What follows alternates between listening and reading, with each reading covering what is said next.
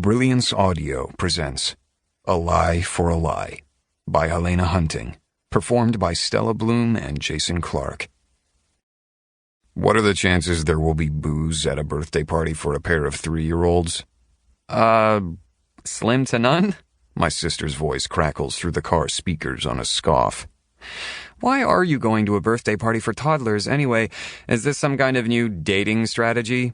Like you'll pick up more women if they see you interacting with small children? Oh, is this like when we went to visit Kyle and we took Max to the zoo and like 5 women slipped you their numbers? She's referring to an incident that happened when I was visiting our older brother Kyle in LA earlier this summer. Our nephew is like catnip for women. No, Stevie, it's not like that. The party is for my teammates' kids, and his brother-in-law used to be the team captain, so it's a good idea for me to make an appearance. Right, okay. Well, that makes it a lot less exciting.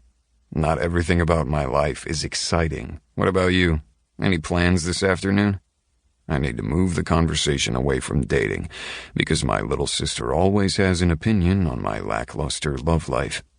I have a date tonight, so I need to try on half my wardrobe before I decide nothing is good enough, and then I'll need to run out and buy something new.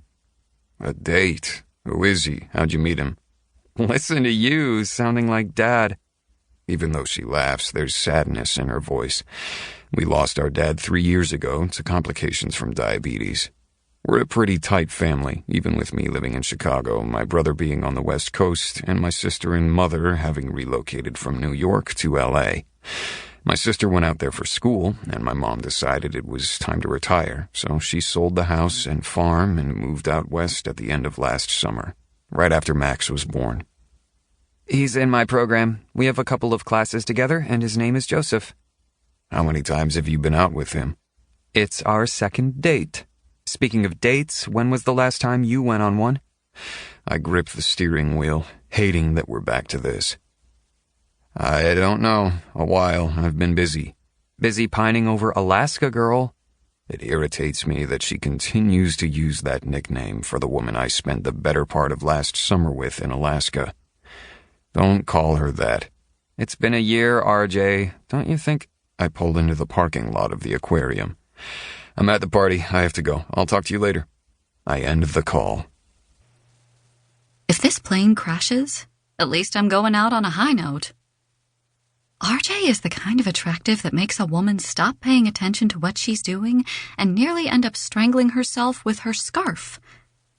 He's tall and built, with dark hair that curls up at the nape of his neck, hazel eyes ringed with dark green, and a smile that makes my insides mushy.